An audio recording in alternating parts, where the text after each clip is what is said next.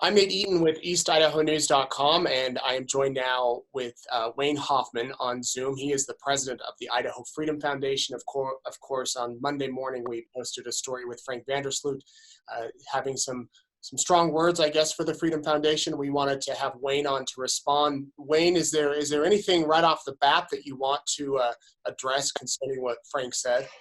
Well, there's a lot, and I did speak to Frank this morning to let him know that he was wrong, at least in some areas that were concerned. I couldn't address everything that I was concerned about. I mean, little things matter, and one of the things he said is he understood that we had released the address of the officer involved in that arrest in Meridian.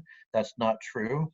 It's simply a fabrication, and the fact that he repeated it was a little more than disturbing to me.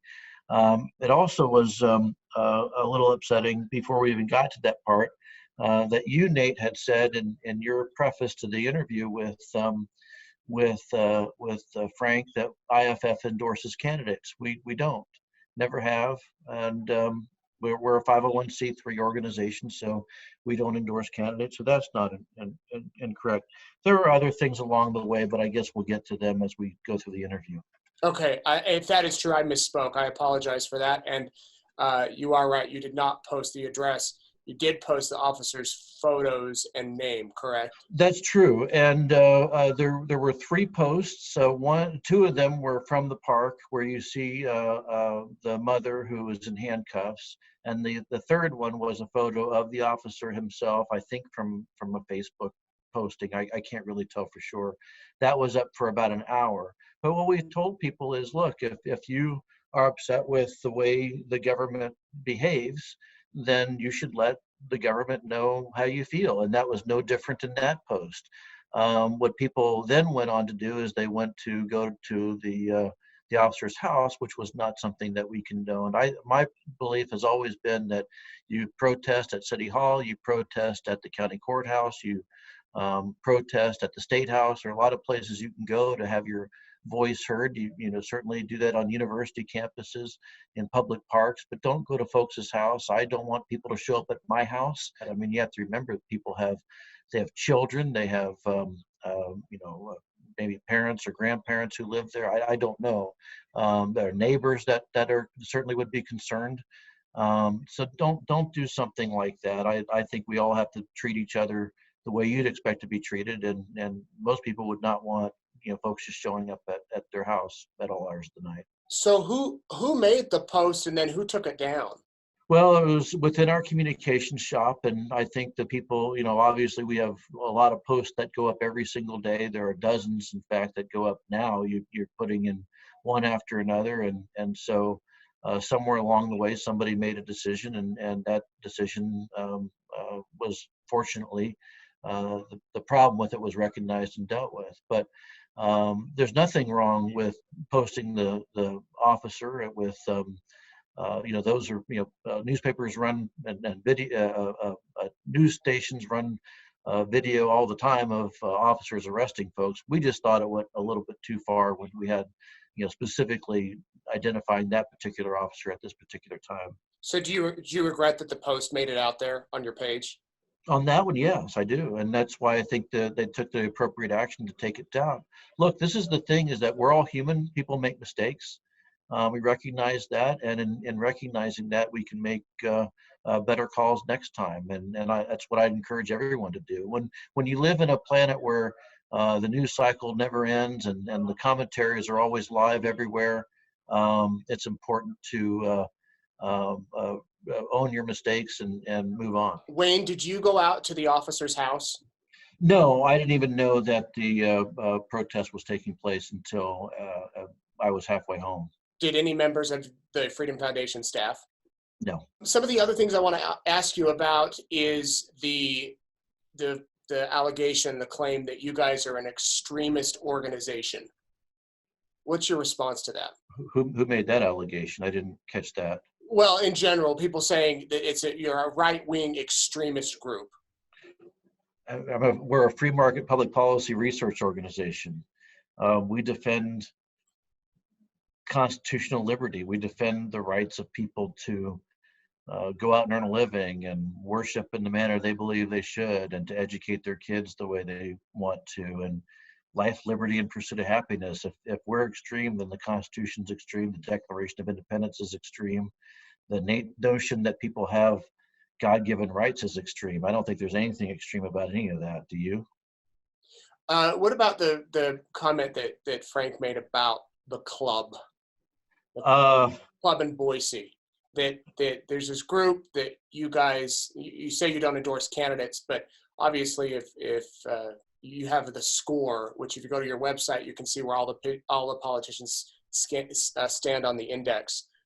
Is there a club, and if people don't vote in regards to your beliefs, do they get penalized?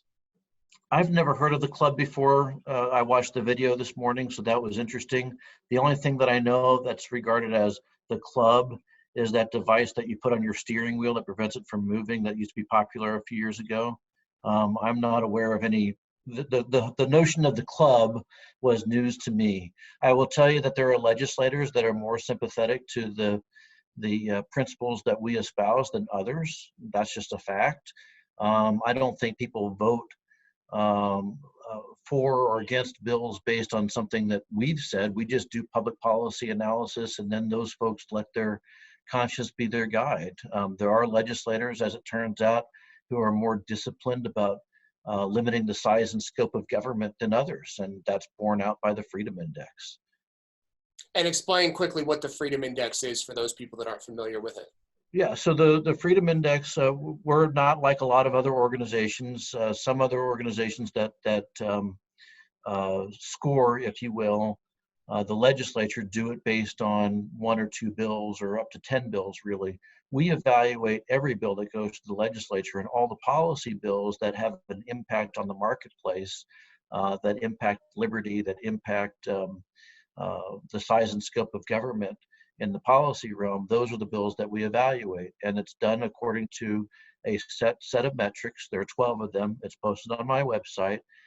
Things like, does it expand a government program? Does it increase taxes or fees? Does it interfere in the private market transactions?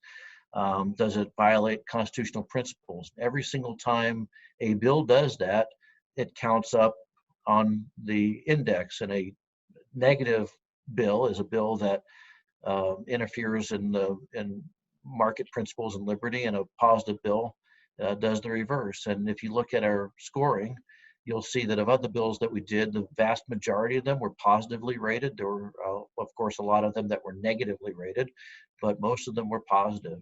And those allow for legislators and their constituents to see their legislators vote in real time, whether they are expanding or shrinking the size of government.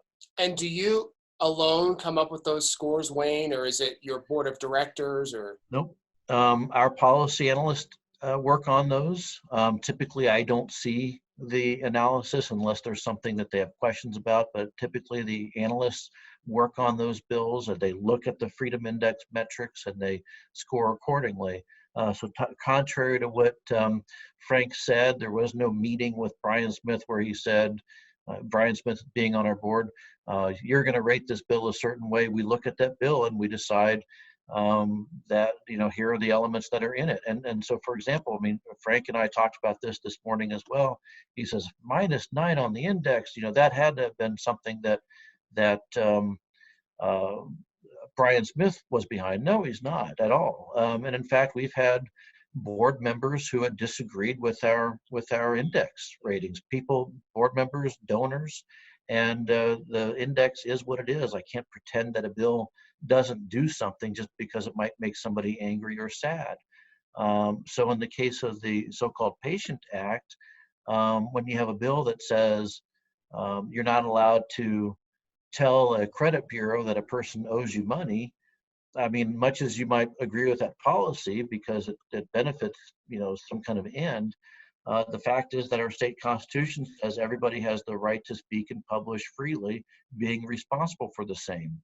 So that is a negative. I mean, if I tell you, a news outlet, that you're not allowed to report something for 60 days, it might be for the public good that I'm telling you you can't do that.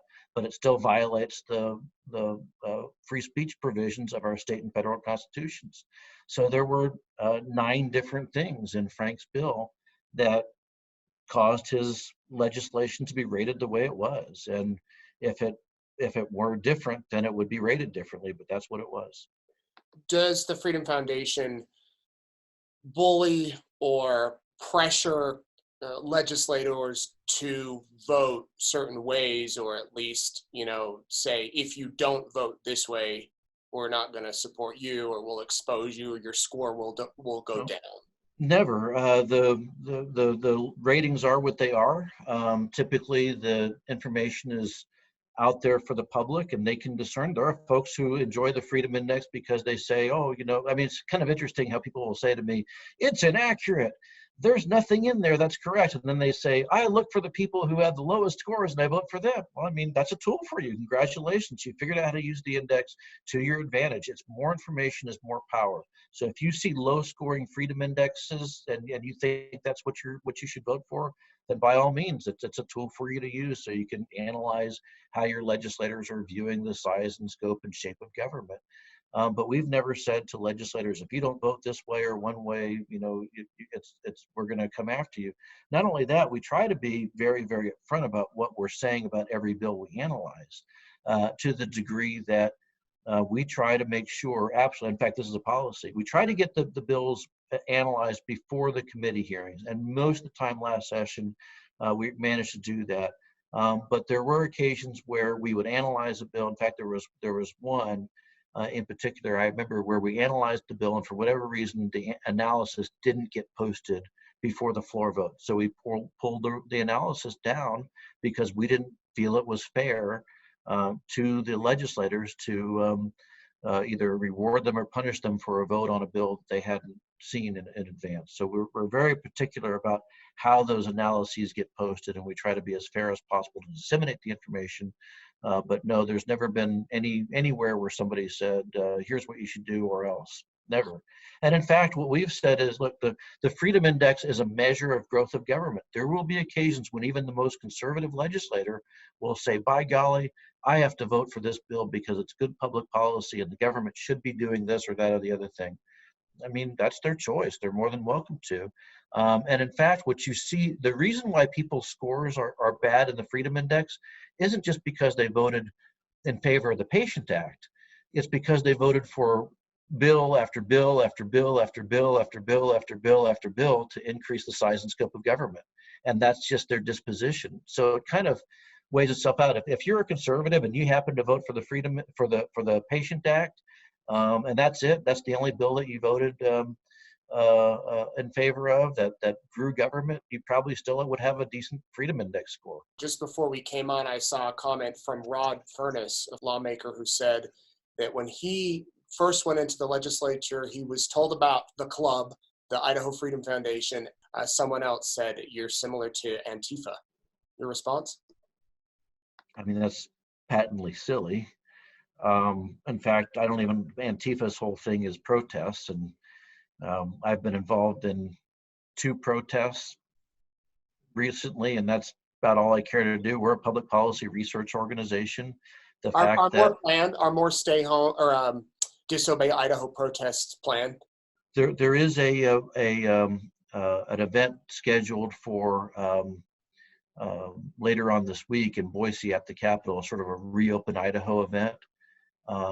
So it's not so much a protest as it is a celebration of businesses doing what they need to do to get their businesses open again, their employees working again. So that's what we're focused on, is reminding businesses that they have a responsibility to themselves. They have a responsibility to their customers and to their employees and to their communities to figure out a way to get running again and not wait for the government's permission to do so. They have these rights that, frankly, they haven't had to use for a very long time, or they felt comfortable that the government was going to protect them. Well, now they're learning that to protect your own right, you have to go and stand up for yourself and figure out ways of opening your own business. So our focus over the coming weeks and months is going to be telling people that the governor and other government officials may tell you that you have to stay closed until the end of June or maybe later. You don't have to do that. You need to get going and do what you feel you need to do and can do to protect yourselves, your employees, your vendors, your customers, and your communities. The Post Register, if in an editorial the other day, I don't know if you saw it, called for you and Dustin Hurst, your communications director, to resign. Any plans of that? No, I mean, I would love to do something else, but frankly, somebody's got to defend liberty. Somebody's got to stand up for freedom, and I'm glad that we're doing that. This is our moment, and if not us, who? If not now, when? And our job has always been to protect freedom, and this is the moment when freedom needs our help the most. I'll tell you the other thing too, before I forget. The other thing that really bothered me was Frank saying that our legislators, our friends in the legislature, vote to line their own pockets. That's offensive, because most of the time, the legislators who are on our side get nothing for what they do. They don't get lobbyists trying to ingratiate themselves to them, buying them dinners or taking them on fancy trips, different places that's allowed under state law. They vote for liberty because they believe in it, because they believe that America has a lot to offer in the world when its people are free. That's it. That's not self-interest. That's voting for the interest, the greater interests of the country. And they don't throw parades for people who do that. They don't give big government jobs and contracts and positions to people who vote for liberty. So the notion that, our folks are out there who vote for freedom and support liberty are doing so in their own interests is just a fallacy. It's flatly wrong and just offensive. These are very trying times for everybody. I think, I used to be in the crisis communications business when I worked for the state government. I actually worked on the pandemic planning for 2005. And the first order of business in crisis communications is to give people something to do. If you don't give them something to do, people will start to go bananas and do what you see people doing now, which is trying to figure out ways to go back and live their lives and disobeying directives by law enforcement and just being cranky in their interactions with one another. You're seeing people already suffering from the economic collapse that's taking place around them, where you've got businesses that are on the verge of bankruptcy, employees who are shuttered at home. You got kids that can't go and play on the playground.